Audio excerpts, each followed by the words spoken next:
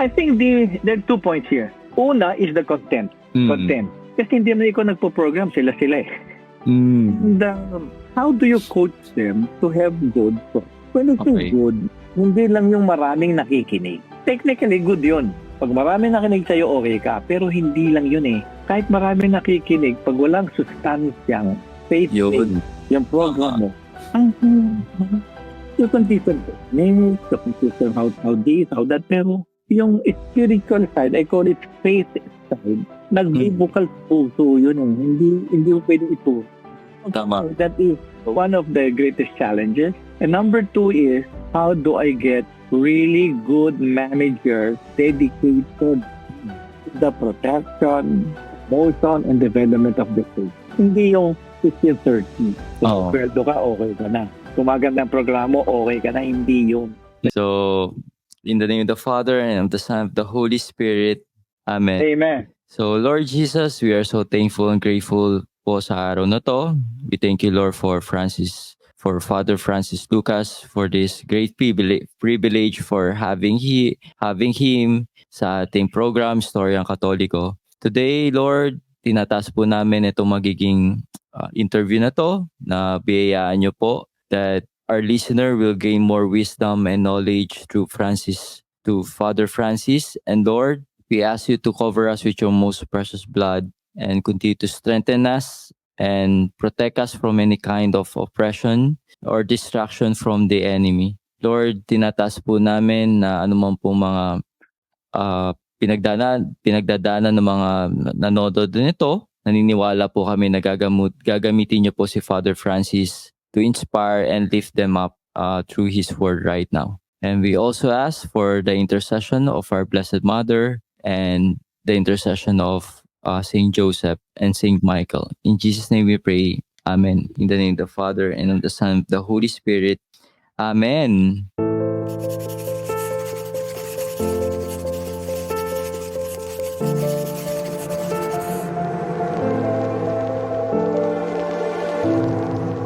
Hello po, Father Francis V. Lucas, at welcome po sa ating program na Istoryang Katoliko. It is an honor po, Padre, na ikaw ay napaunlakan mo kami para sa interview na to. Yes, blessed day to us all. Yes po, Pads. So, una sa lahat, thank you again po. I'm sure marami kang mga pinagkakabalahan, pero nandito ka ngayon para magbigay ng I'm sure very inspiring na mga insight at syempre your story, your vocation story. And Father, baka pwede ka po magbigay ng brief background about yourself. Sino nga po ba si Father Francis Lucas? Well, how would I put it? I'm a Manila boy. No, I was born in Manila, studied in Manila. I studied in Canberra College. I was still in the elementary and primary years. Red Lion. Red Lion. Then, I wanted to become a preacher. I was in grade 4. So, ganun ka early, ah? Pinakamataas, yes, yung pinakamataas. Kasi nga, I was serving mass at the chapel ng San Doda. Ang ganda-ganda nung chapel dun eh. It's actually a shrine the Blessed Virgin. Ang ganda nung play. Tapos, whenever I hear the monk sing Latin, para ako natin. So, I used to serve mass at 5:30 and 4. And I was telling you, grade 4, rated mo yun. Lalakad ka, wala pa mag-serve. When you go back home, take breakfast, and then go back to school. So, kaya sabi niya, you're too young. Pinagtatawanan ako nung yung pinakamataas sa kanila doon. No? I think the same was Rocco. So, it's a Spanish monk. Abot. Area. So, and then I forgot about it. And I forgot about that because I was so naughty. High school ako, then from doon on, so and then on, and I became a priest. And I always wanted to go to the mission when I was still a seminarian in the Cordillera. But parang wild west. Sa mga kabundukan eh. And then I saw there how people are oppressed, how people got the bad end of the stick. There was so much injustice, there was so much poverty. But those people in the mountains, those in the rural areas, have a big heart. Yun ang nakatag sa akin. Yung parang diretso sila makisama pag nagtiwala sila sa'yo. Pero pag Oo. sa Manila ka, hindi ka pa nagtitiwalaan. You know, the relationship. So I learned there, sabi ko, siguro pari lang ang pwedeng talagang tumulong sa kanila. Kasi wala kang asawa, wala kang anak, nakakatakot. So I said, I never thought that I would do big conceal, but when I graduated from theology, I served sa Sierra Madre Mountain. But doing so, I wanted to do human development. Oo. Wala ka human development, paano kung pagdating ko? Hindi ba di pa ka lang, collect ka na. I mean, no, extra. Hindi mo diba? So, ito naman, yun, no? Sabi ko, wala. Siguro pwede gawin yung pakit. Gawin ka human development, then I went to media. So, there are already on Mundo, in particular, in Santa Quezon. The poorer part of the second province, which is part of the bigger province first. On the biggest, the region 4. And the region 4 is the bigger region in the whole Philippines. So, also built one in Baliam. And was elected to the board of the time Philippine Federation of Catholic Broadcasters, who studied the Reuter. And the bishop then founded that organization. Then by the 1990, no, 1995, 1996, nabuo namin yung Catholic Media Network. Because the Catholic radio station grew through the years. Pinakamarami namin siguro from between 1998 and year 2000. Now, dumami yan. And I was elected president. And then tuloy-tuloy na yun hanggang ngayon. And now we are for strong. So, if anong ang naging bukas yun? Well, after we were full discussion on Lingipli, ang focus ko is media and evangelization. And when you say evangelization, kasama doon yung human development. Yung promoting human development. At least nasabi ko nga, Christ came into this world to save us. How did he do that? He taught us how to be human. Amen. Kasi nga, sinisira ang pagkatao natin eh. Yun ang pinakamatindi. Tama. Ay, naku, isipin ng mabuti. Kung na-awali mo, hindi na ampun ka na ni Satanas. So, noon, doon sa pagkakasya. Pagiging tao. May promises Rose Garden. May promises dignity. He promises to be with him if we follow him. So the path of love, on the path of doing one with God in spirit, unity, Tama. through our brothers and sisters. So yun ang path na dinaanan ko. And it's not a walk in the park, I tell you. So from I decided to go to the rural area. And I've been traveling all over the Philippines doing this for human development and for media. Yun ang brief story ako. Pero humaba na yata. Hindi, maganda padre. Sabi mo 50 years ka nang, di ba, na pare this year. Yeah. By October So talaga, 15. doon ka talaga nag-focus for all. Wow. Focus ko. So, well, I was a character for 26 years in the cathedral in the different events to help out. So, of course, I continued to be the social communications director. I was the spokesperson of the Commission on Media. Nag-retire ako when Pope Francis lost. But I'm still a CDCP director today. Point to an election. Tumipili sila ako, napipili nila. Ang latest position ko sa CBCP is Director for Broadcast. Renew ko nung franchise ng CBCP franchise for that. So 32 stations are CBCP, all the rest are their own franchise locally. So total yan to 4. So, like, of course, each diocese has their own management team, diba? With their bishop. Oo. Pero curious ako, Padre, bakit sa media yung nag-focus, bukod sa, sabi mo nga sa pag-iisa, human side, bakit mo napili ang media? Back Well, then?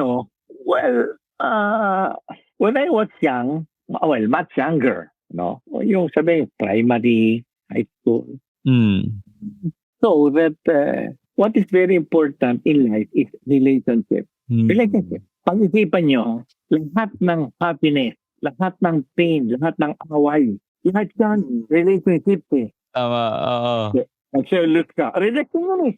Correct. Hinudas. Hinudas. Anyway, hinudas. Relationship yun, di ba?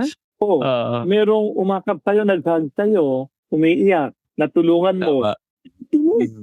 Relationship. Nung umiti sa'yo, ang ganda-ganda pa naman niya. O kaya kasi maganda yung gusto. Happiness, relationship, lahat, di ba? Tapos, in my theology, I was convinced with that. Relationship ang mahalaga. Pati si Christ nga eh. Hindi naman niya inutusan, patakot natin sa lang nila. Hindi ganun eh.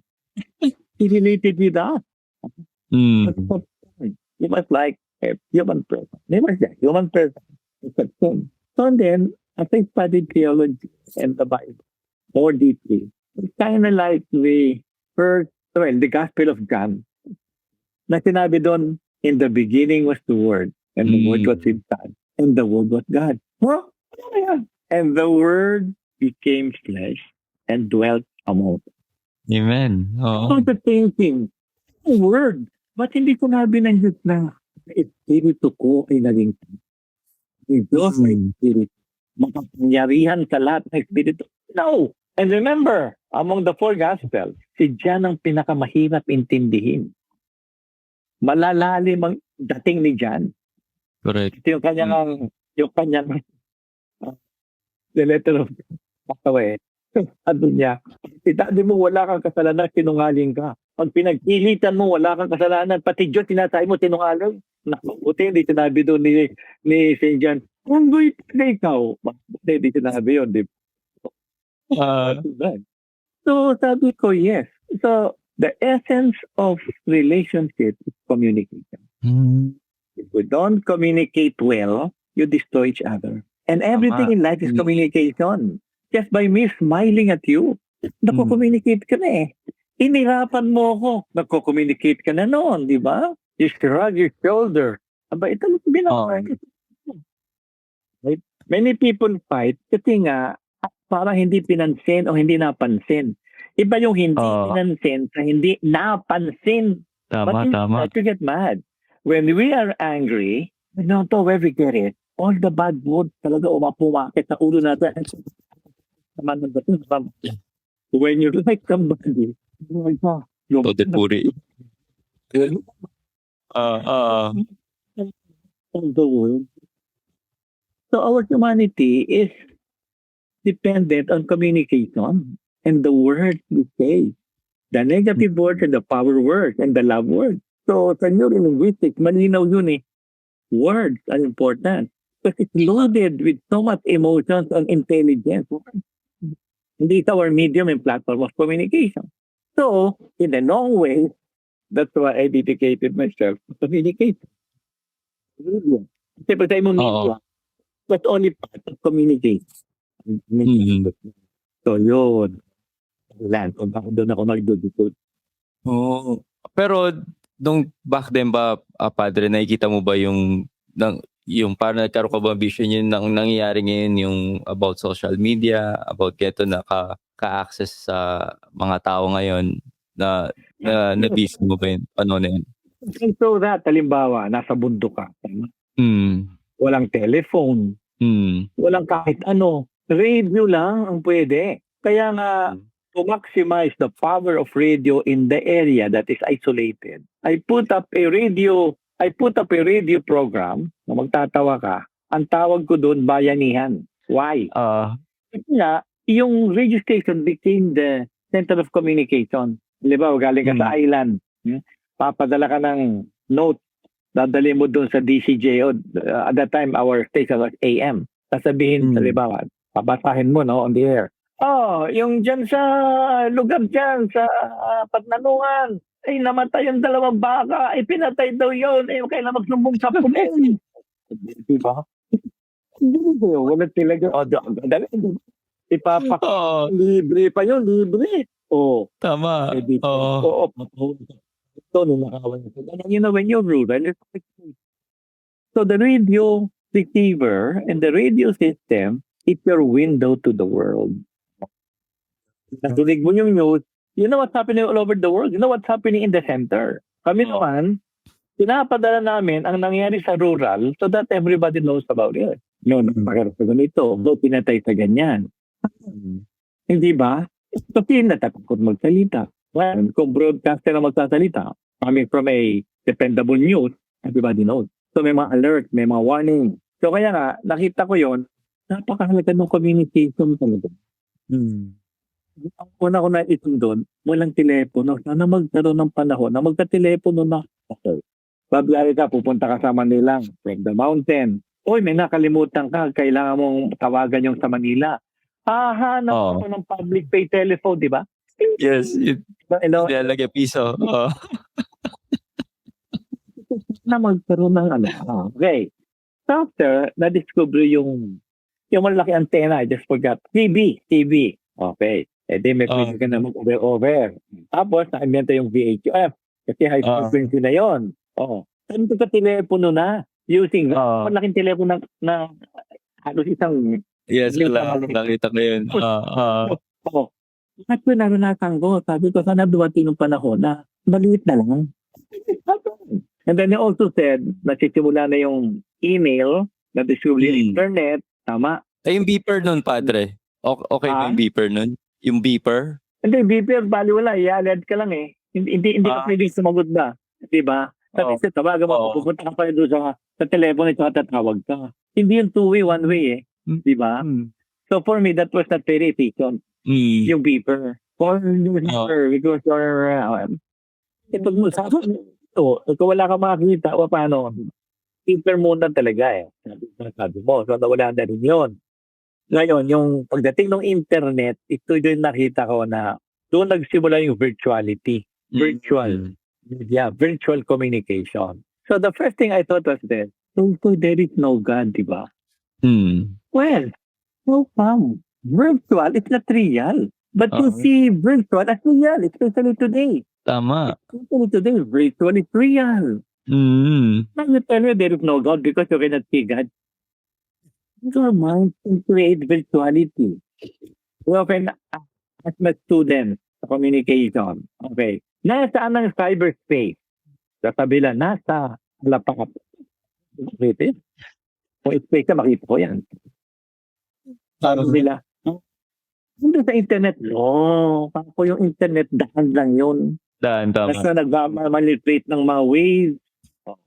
Have you heard of the only country that has become so popular but you can never find in the map? Hindi sila makasagot, ano? Ang sagot doon, Marlborough Country. O, di ba? Tan. Marlborough Country. Country yun. Hindi mo makita sa mapa yun. Nasa advertisement lang. Kasabihin mo sa akin, lahat kayo alam Marlborough Country, pero does not exist. Diba? Pero because of visual, may nagkakabayo, may mga baka, it's good. Marlborough Country. It's also that it's not visual. So virtuality is something that tells us there is a spiritual life. There is something beyond the concrete. So my faith, hindi ko kinatayon. My faith begins with reason. Because I reason. But my faith goes beyond human reasoning. It goes beyond. Pero hindi ka magsisimula sa beyond kung wala ka pa sa baba. Because you can give so many evidence that God exists. Diba? Pero pwede mo tirahin lahat yun. So it's not prove that scientifically. Nor can you prove that God does not exist scientifically. Pag mo ko okay. You cannot prove that there is no God. You cannot. In the same manner, I cannot prove that there is a God. But I can prove in my mind, in my feeling, and I can go beyond reason that there is a God. So, kind of spirituality. Di ba? So, cyberspace is in the mind. Subukan mo. Hindi mo makonect-connect. Gagawa. Kahit pa nagagaling saan yun? Diba? Internet exchange itself? No? Naman. Tukuhin mo, wag ako, no? So, when you talk of cyberspace, it's all in our mind, all over. Tama. In your Tama. concept of mind, coming together. That is cyberspace. That is the space of virtuality. Balik mo ko sa communication niya. Good ko. Kaya lang, hindi ako gumagawa. Pero sabi ko, sana, later, diba? Sabi ko, sana, sinasabi nila, masama yung cellphone, malakas yung impact sa brain. Baka pwede keep na lang isa dito sa likod ng tenga, naman ka ng electricity titipat ka. Di ba? Tutok mo lang. Kung meron na ng Siri, meron na tayo ngayong AI, utusan mo lang, call Adrian today. O yan, di ba? Yeah, maganda. Pero ang tingin ko, at the technology grows and improve, I hope our faith dimension also improve in our spiritual life and the power of the spirit within us. Kasi ang labanan ngayon hindi na yung mga material sinasabi nga sa Ephesians, di ba? Hindi na yan It's beyond us It's a spiritual warfare now. Spiritual. Spiritual warfare na. Hindi na yung physical. O hindi na UFC. Sa UFC nga, bilib ako mga di ba? So, train nila sarili nila. They go through pain. They use a lot of sacrifice to excel. Ganon din tayo sa spirituality. You have to go to pain. You have to get a lot of challenge so that you can be excellent in your spiritual life and being one with God. Tama. Di ba? Natatanda mo, Padre, ano ba yung naging unang program nyo na binild nyo nun? Yung program ko sa local station. Sa local station pala, hindi pa national. We thought that so many people are languishing in emotion, depression, stress. And then, most of the popular programs was yung vegetation program. Diba? So, kung iyan, like, mahal na siya. Birthday niya ngayon. Birthday, Johnny. Ito, galing sa yung, nung araw, hindi pa niya. Ito, galing sa yung love you, dude. So, wag ganyan. Iba-iba na So, and then, I read letters. Ang title ng program, Dear Father Francis. Yung background music ka, nagawa ka ng kaprasong drama, tapos babasahin mo ng tuloy-tuloy. Yes. And then, you give advice. Minsan, yung mga sulat, hindi na sulat, nobela So, kaya to edit. Naging delikado lang. Medyo kinabahan ako. Maraming sulat. Niligawan ako. Yun. Dear Father Francis. Patay tayo dyan. Sana ho, siguro ang inyong mga sa pagtanggap nyo ng linam kong ito, ng inyong malasot lang. Ayun, gano'n. Huwag mo ba kami ng picture mo? Ilang delikado doon. Pero, I enjoyed it because that time, ang survey is for every letter that you receive, letter by mail. Wala pa nun ng digital for every letter. That is 100 listeners. So kami 100 letters, times 100. So kasi ang Pilipino, ayaw magsulat. Sumunod yan. Talagang gustong-gusto lang talagang makarating sa program mo. Lalo yung mga ganda, yung mahaba. So yan ang first program ko. And then, if that was rural, at pinapasok kami ng mga national radio, 36 of them, they did not have money to have drama. Station. So what I did was, sabi ko, lang makikinig sa akin unless kabayanihan lang. Yung sinasabi. Kasi yung hub of communication. So paano drama gagawin ko? I thought of, di ba, also reality TV? Sa akin, the reality news. Ah. Pag may nangyari, tinrain ko yung mga reporters ko to be there.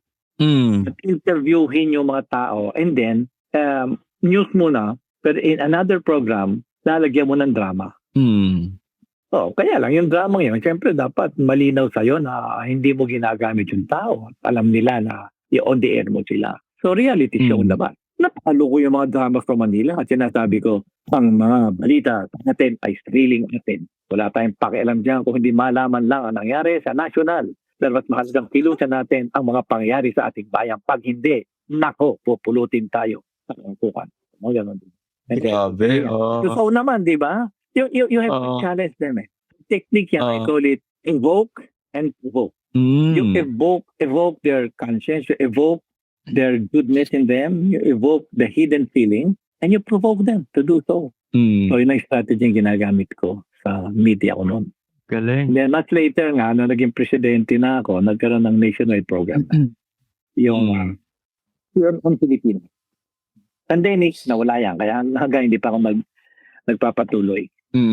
Pero Father Francis, ano yung tingin mo pinaka-challenge, yung naging biggest challenge mo during sa pag-organize, sa ministry mo na yan sa media? I think there are 2 points here. Una is the content. Content. Kasi hindi naman ikaw nagpo-program, sila eh. How do you coach them to have good thoughts? When you say good, hindi lang yung maraming nakikinig. Technically, good yun. Pag maraming nakikinig sa'yo, okay ka. Pero hindi lang yun eh. Kahit maraming nakikinig, pag walang sustansyang faith yung program mo, you can different techniques, you can system how this, how that, pero yung spiritual side, I call it faith side, nagbibukal sa puso yun. Hindi mo pwede ito. Tama. That is one of the greatest challenges. And number 2 is, how do I get really good managers dedicated to the protection, promotion, and development of the faith? Hindi yung 15-30. Pwede ka, okay ka na. Sumaganda ang programa, okay ka na. Hindi yun. That you really care for. Na parang iyo rin yun eh. Parang iyo yung istasyon kahit hindi tayo. So, yun ang nakita kong greatest challenge up to today. Yung manager ay mahihina. Hindi ang tip how to become a good manager, which I take. Na radyo, state competition ng radio. Radio, pagtapat. Sobra. At lalo kayo, na social media na. Pag hindi ka nag-hybrid technique, maiiwanan ka. Di ba? Follow us on Facebook. Di maganda. Nag-live streaming ka. Kung wala ng sustansya yun, at saka sa dami naman ng Facebook, paano pupuntahan yung site mo? Di ba? Di po promote mo sa radyo. Kaya ang style dyan, promote mo sa radyo para makilala si Facebook mo. Si Facebook mo, i-promote mo rin. Broadcast, how do you get the right visual? Lalo pag IG. Pag IG, daming pictures eh. Ngayon, nagkaluhalo na. May reels na, may vlog na, may Facebook na, may IG na. May dami, may internet. Yung ka na, ay saan mo pa pasukin lahat yan? Pero, ang focus mo, yung broad, lamang ka doon. Lalo kung community ang iyong focus. Kasi pag nag-Facebook ka, nag-IG ka, buong daigdig na yan eh. You cannot focus eh. Pero pag nasa broadcast, radio ka, alam mo yung circumscription ng pwede mo bahay-bahayin yan eh. Sa Facebook, paano mo gagawin? Account sa po buong daigdig. Correct. And your friends. Ilan niya? 5,000, 10,000. Ako, pag nagsalita ako, halos ang milyon na yung nakikinig sa program po in the area. Ibang-iba eh. Ibang-iba. Kaya pagsama-samahin mo yan. Pero alamin mo kung saan ka magpo-focus. Tama. And, Padre, ano yung sa tingin mong nagbago, di ba during yung before, after ng pandemic, paano to binago yung media or yung communication? During the pandemic, talagang lumakas ang media. Both broadcast and social media.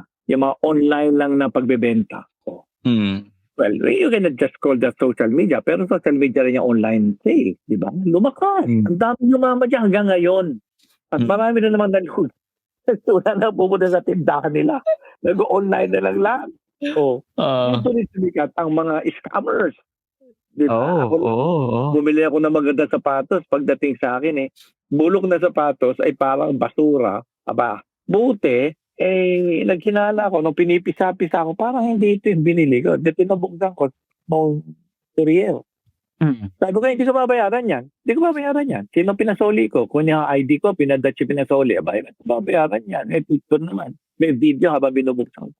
Anyway, so yung sa broadcast naman, nagulat ako lumakas.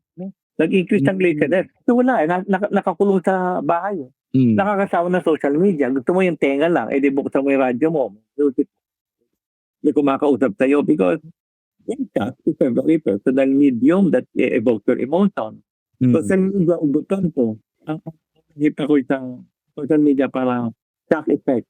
Yung radio, yung sound, yung broadcast, tuloy-tuloy yun. Kasi you're listening to your ears, and whatever you hear provides you with so much interpretation. Ikutan dalhin mo sa lapang, sa ilalim ng dagat, at lang. Actual, kita mo paano alam mo pa na may AI, alam mo may deepfake, alam mo nagsimula sa Photoshop. Di ba? Palagi ka nag-set-out. Ngayon, kung sound yung narinig mo, nasa yung interpretation yun. Hindi interpretation ng producer. Sa social media, pinapa-interpret sa'yo yung perception and the design of the creator nung visual. Sa radio, sa sound, hindi Wow. So, nag-interpret sa utak mo nung naririnig mo. That's a big difference. That's a big difference between visual and paano mo syempre, Padre, di ba pabago-bago ang nangyayari sa digital world. I mean, in the past, syempre, 50 years ka na, nakita mo talaga yung lahat, yung development mag-evolve, di ba? So, anong ginagawa mo? Patuloy ka nag-i-innovate sa ministry mo, Padre? Ito na sinasabi ko, number one is your content. Because you cannot grasp all content. Pangalawa mo, venue. Sa kayong kaya mo, depende sa time mo. The best efficiency mo. Halimbawa, ngayon, hindi ko na kaya mag-program ng daily after the pandemic.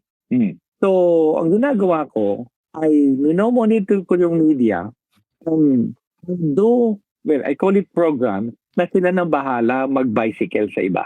Hindi na ako lang.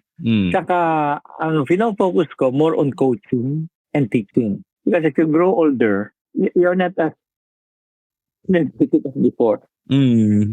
Especially health-wise. So, focus mo na lang yan. Anong content mo? Ito, i-develop mo. Halimbawa ngayon, ang dami kong teaching job. No? In the sense of, hindi yung regular teacher, ha? Okay. On the workshop, short courses, recollection, lecture. Tapos, malaking organization like cooperative, NGOs, doon mo tulak yung venue mo kasi nandun. For all you know, wala man kayo o hindi. This is my third year teaching grade 12 students. Oh, wow. Galing. Sabi ko, kilala ka namin. Anong ginagawa mo dito sa school? Nagtuturo ka pa. Napasal ng oras sa amin. Bakit tayo nagturo? For the salary, of course. But because I love the youth. You are the today and you are the future. Amen. So I would like to start with today. What's happening with the social media? I know some I've been dealing with, from the silent generation to the millennials to Gen Z. Ngayon ako, Generation Alpha. So I try to monitor that because morality is being put aside. Wala nang morality. Wala na. Morality is what's good for me is what is moral. Yun. No.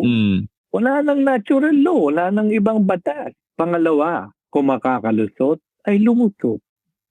Pangatlo, kailangan puro pleasure. Kasi may lang ang buhay. If you don't realize how much you destroy each other. Love is about fun. Di ba? There is no God. Life is so short, so enjoy it.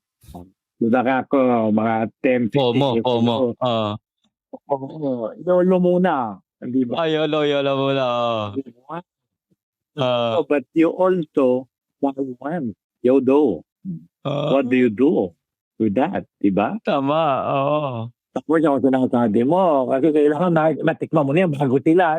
Ginano na yan. Oh, sabi ko, look, at the statistics, age of people like you, number 1 ang inyong number sa generation na nagpapakamatay mo. Lason, double L. Look with up that depressed ka lang. Teenager, at you penetrate them. But ako teenage pregnancy, dumadami sa edad nyo. Kaya pati abortion dumadami din. Who caused that? You have pleasure today, tomorrow you cry. And you affect your parents, you affect your friends, you affect your loved one. No, when you talk that way to them, the reality of that communication, tingin talaga sila sa'yo. Tumatahimik eh. Why? Tell me. What's happening? That's the absence of God. It's all you. Sino ka ba? Tinanong ka ba ng nanay mo kung gusto ka ipanganak? Ano freedom ang tinasabi mo? You will not even if you want to be born. When you even given a choice, who will be your parents? Who will be your sister? Tama. So by Makes sense. by magtutugan o killer. Tama. When you're gonna die, what day is your birthday? Hindi mo alam yan. Now tell me you're free? You tell me it's you? No. You. But they created your parents. Alam mo yung very practical na ganyan, madali nila maintindihan eh. Hindi ka na kailangan magpahipalot. So, well, tumagpo sa kanila so that I can understand them more. Because people don't understand the youth, they don't understand the old. When you understand the youth, you understand the gayut. Automatic lang yan. Pati mga gayut na yan, maiunawa mo yan kasi kasama ka generation pa eh. So, nakikita ko, kaya yung tanong mo, talagang yung gawa to keep us alive. Yan, alam mo isa lang either ng kulang no. I could never vlog you. Yung time ko lang. It's never vlog. Media. Hindi ka pwedeng hindi pwede. Kung maisipan mo lang, Di ba? Hindi pwede yun eh. Kasi nga, halimbawa, sa my story lang ako, masamabi nakaka-1,000 ka within one day. Pinakita mo na yung picture mo na naglalakad ka at meron kang suot na pink at nakasobrero ka. Wow! 1,000 na agad yun. Pumurit naman. My story lang. 24 hours lang yan. Okay. Sabi ko, I could do that. Wala nga yun.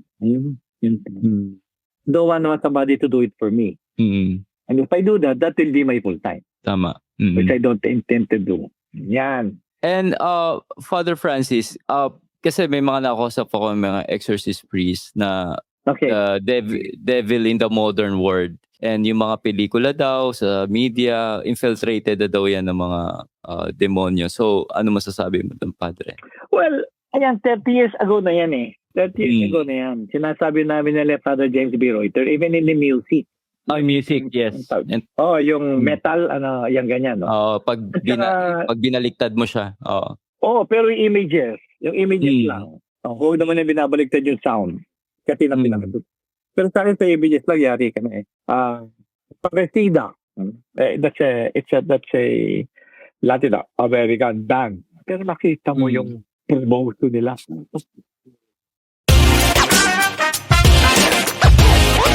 Gusto mo bang magkaroon ng early access? Kumbaga, ikaw yung unang makakapanood ng mga na-interview ko, mga guests dito sa ating programa na Istoryang Katoliko. Magagawa mo yan mga ka-faith by joining my Patreon group. Kasi sa ginagawa ko na pag-i-interview ng mga different guests dito sa Pilipinas at sa ibang bansa, actually hindi ko pa talaga siya na-edit at na-upload agad. Marami pa akong backlog kasi nga I'm a one-man team dito sa ginagawa ko. So most of the time, ako talaga nag nag-edit. Actually, ako talaga nag-edit ng lahat ng mga interviews at mga vlogs dito sa channel na to. As much as I want, na after ko sila ma-interview, ay ma-upload ko na. Hindi ko po yung magawa kasi kailangan natin i-edit at pagandahin pa yung interview sa paglalagay ng mga slide and information na very relevant at mas makakatulong pa sa inyo. Pwede nyo siyang ma-access by joining my Patreon group. Once na natapos ko na yung interview, i-upload ko kagad dyan sa ating Patreon group ang mga pre-recorded interview. At alam nyo mga ka-faith, sa pag-join nyo din dyan sa ating Patreon group,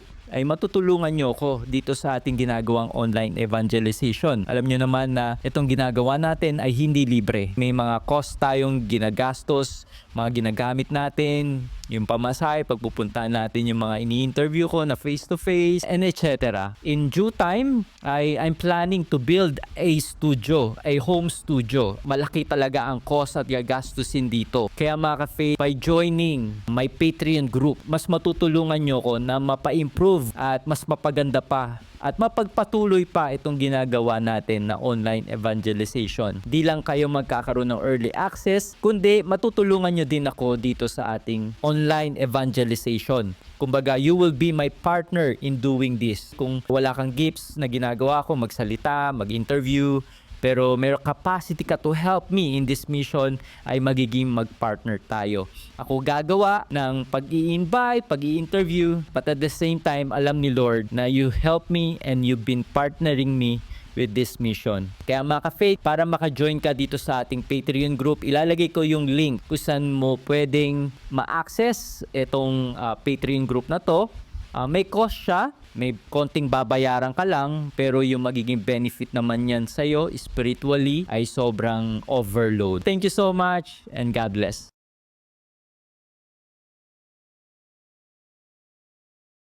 So, isa pa, I don't know if you have read about this. I attended a talk from our expert. I was informed of a year and a half ago, gumawa ang Vatican ng 2 years thorough research on the internet and social media. Ano sabi ng expert sa Vatican? May mga experts.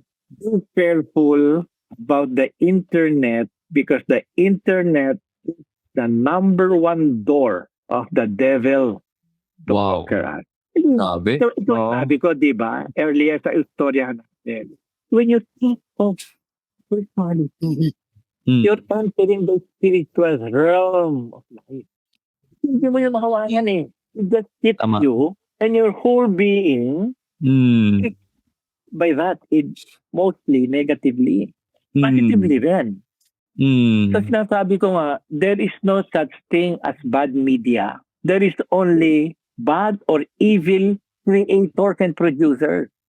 Why can't we not produce our faith-based active media and content? I don't know Yes, kung makikita yes. program mo, you introduce yourself the way you introduce it. Mga so, you say, okay ito, hindi naman ito kung sino lang na, you know, na mayroong TV siya. It's doing a good job for the faith. Thank you, So thank you po, why will Father. I say no to that, di ba?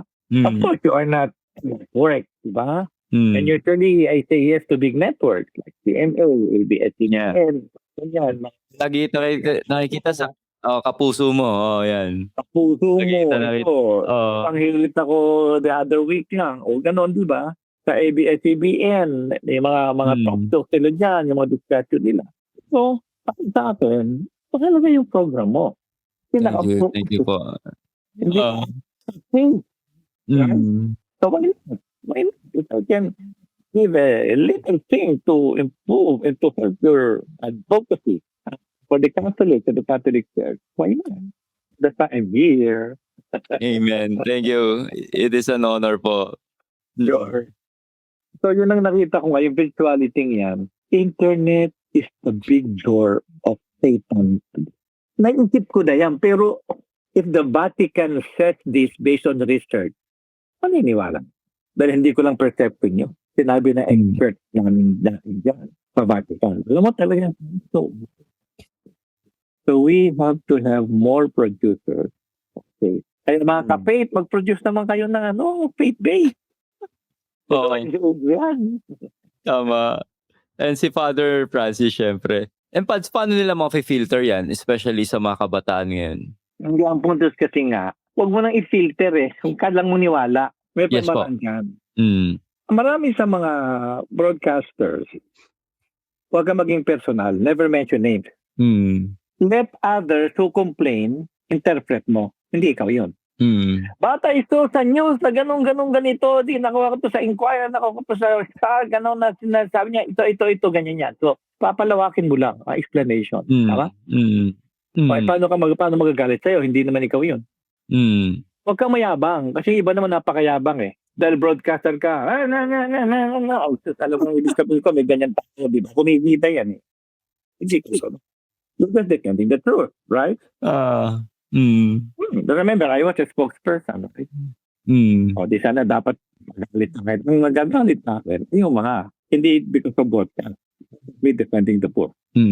It's so down, not because of media. Ibang usapan yun, hindi yung dahil sa broadcast. Okay? Yes. And Pads, paano mo naman hinahandle mga criticism, controversy sa ginagawa mo dyan sa Catholic Media Network? Kaya mo lang sila mag-critic. Kung tama sila, di baguhin mo. Oh. At ang sinasabi ko, kung nag-critic kayo, tulungan nyo na lang ako. Tatahimik yan. Di ba?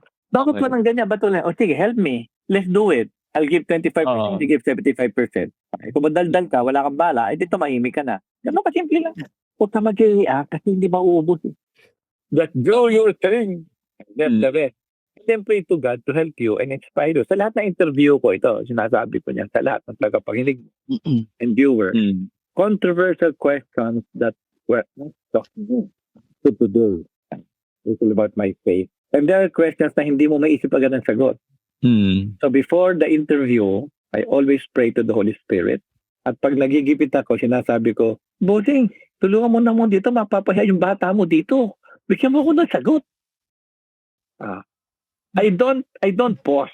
Kasi pag nag-pause ka, nag-isip ka eh. Kaya may mga technique dyan.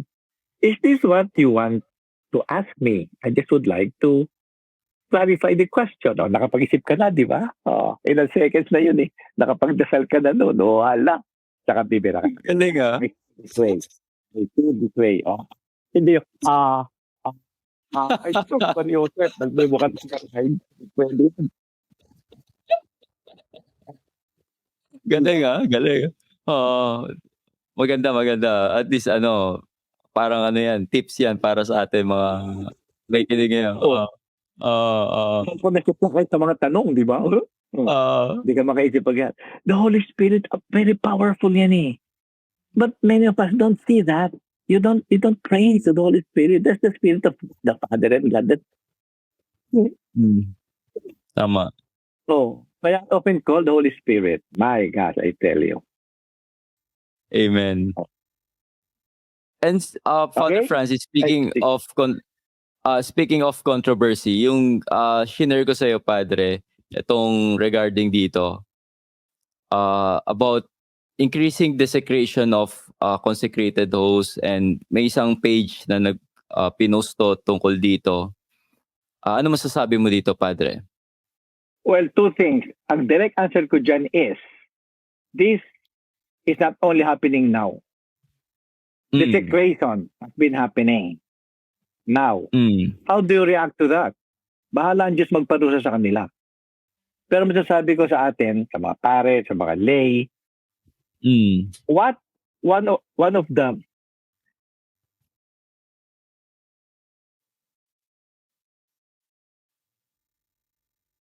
nawala sounds pads.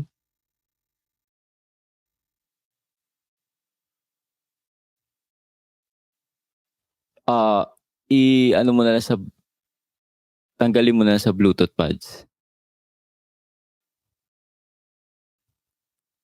Sa setting. Punta ka sa setting pads, tas sa audio, tas yung default na mic. Yung sa laptop.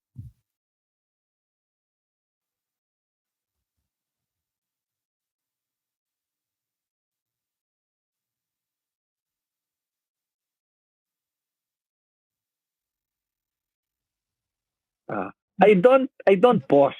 Kasi pag nag-pause ka, nag-isip ka eh.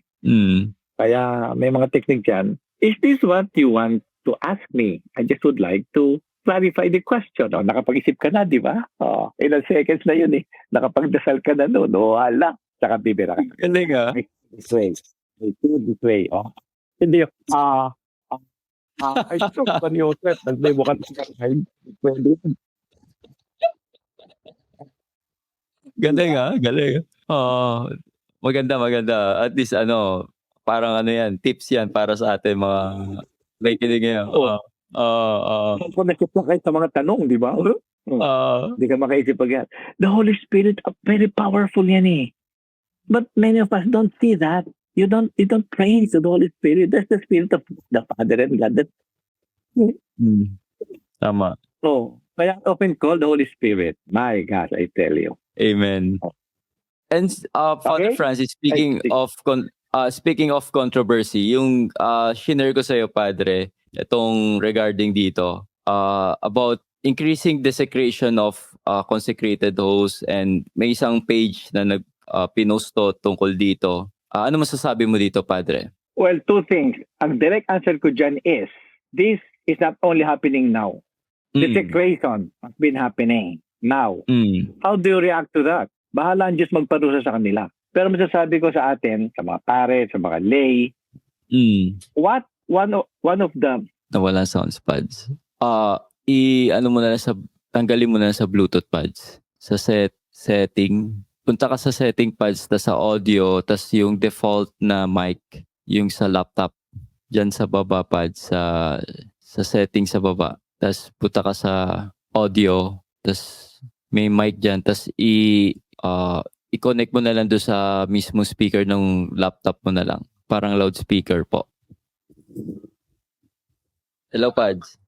Nawala. Kuha ko ng bago ko, ang tawag dito. Yung pad. Sige po.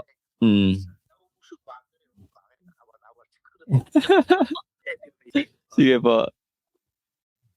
Wala pa po.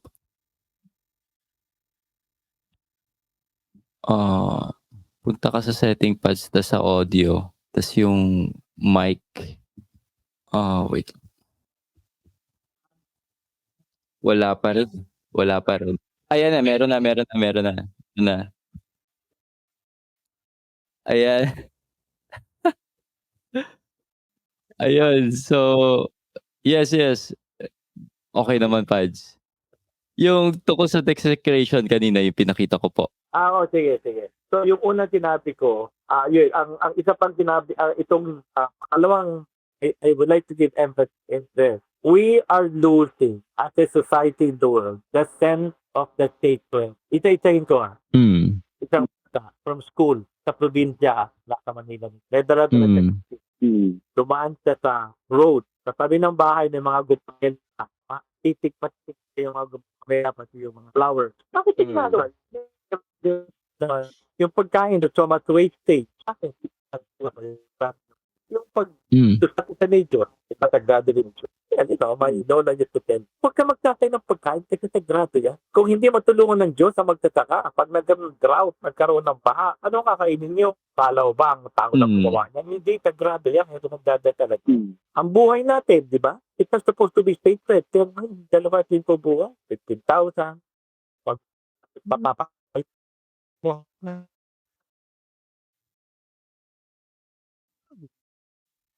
So that's what the did is do.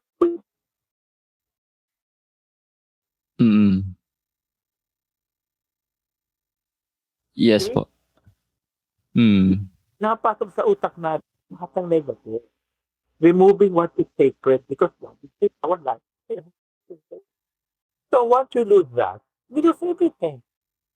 It's not denying that even our program, tamo, itong mahalaga itong sagot ko sa'yo, bakit nawala yung battery ng ating kaya nga ngayon pa talaga when I know this, I have been experiencing this when good can happen.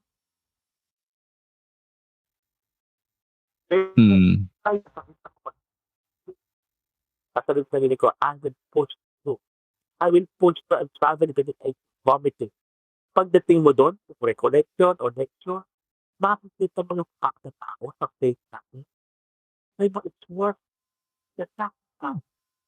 Nakakabahala eh. Paano pa magtakot to?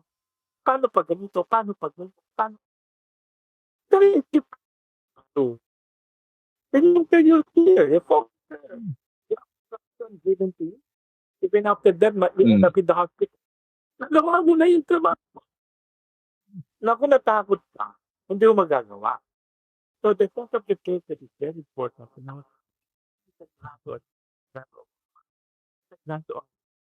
so the baby need to it come our mind to tell us no.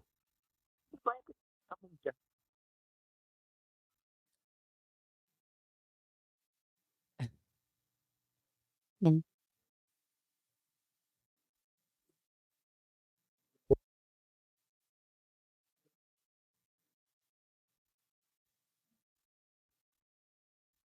know, David, this.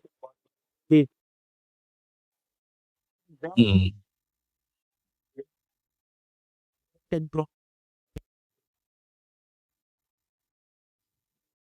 Him.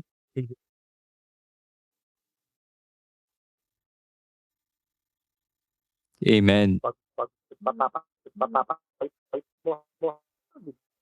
So that's what the did is. So that's what the did is. Do. Yes po. Yes po. Napasok sa utak na hatang negative. Removing what is sacred because it's our life. So once you lose that, you lose everything. It's not denying that even our program, tamo. Itong mahalagang itong sagot ko sa'yo, bakit na? Nawala yung battery ng akin. Oo. Oo. Kaya nga eh. Ngayon pa talaga, oo. Ngayon pa talaga, oo. When I know this, I have been experiencing this when fast good can happen. Katalog na nila ko, angled post to. I will post for and travel because vomiting. Pagdating mo doon, recollection or lecture, makikita mo yung fakta. Ako sa face. It's work. The fact. Nakakabahala eh. Paano pa magtakot to? Paano pag ganito? Paano pag ganito? Paano? Very deep to. Then you enter your fear. Instruction given to you. Even after that, you end up in the hospital. Nagawa mo na yung trabaho. Naku, natakot ka. Hindi mo magagawa. So the sense of the place that is very important. Now it's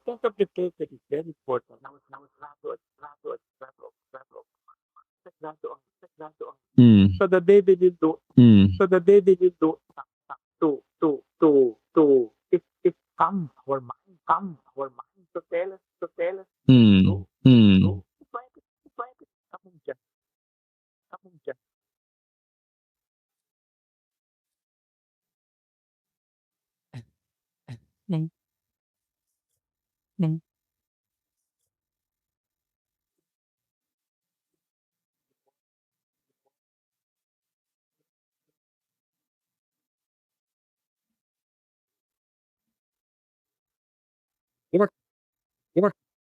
Baby,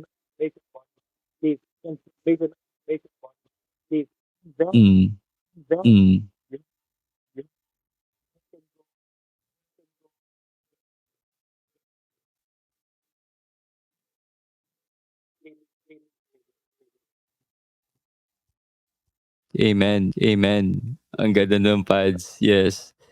Very relevant sinabi mo, and yun nga, sabi mo, importante sasabihin mo, and doon pa talaga tayo nagkaroon ng distraction, but thank you so much po.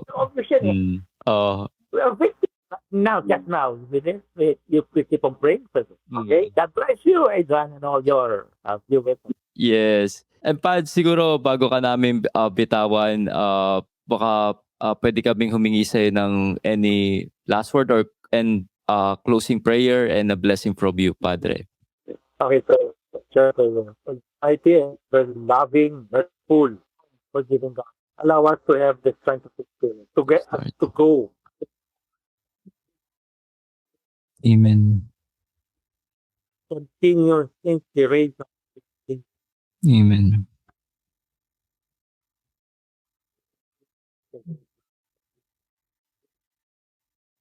Yes, Lord. To show them the good who you are. Who said it? Yes.